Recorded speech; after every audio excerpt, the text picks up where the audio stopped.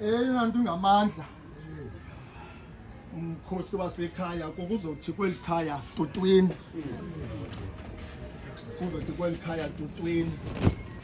Ile nto athi uPetros kula ncwadi yezenzo xa ebuyela kwaAntiyokwe iziwa lapha ekhaya athi simele kugqitha apha ezimpandezelweni ukuze sibudle ilifa bukumkani bukaThixo. Apha ezantsi siyanqwina, linene siyanqwina, siyilangazelele ukombathiso. Amen.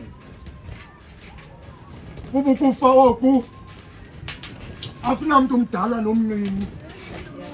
Ndiyakucela kubawo, ndiyakucela kubawo. Sisithembiso esibawuvayisi, sisithembiso esisiphuma kuYesu. Xa ibona abazalwane ukuba iintliziyo zabo zidandathekile, zophukile. Athi kodwa niyazi apho ndiyakhona kwaye nendlela niyayazi. Endlela niyayazi. Kodwa mna andiye kushiya izinkedama.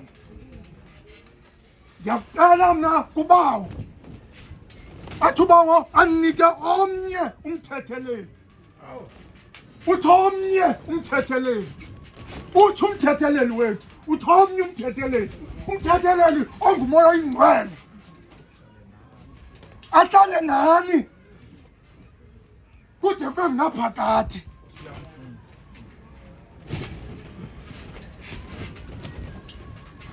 Athi lo mbhali asisanga nanto mzwa lapha ekhaya ezantsi emhlabeni kusaqinisekweni ukuba asikaphumi nanto kanjalo kuba uYehova uyonikayo uyothabathayo.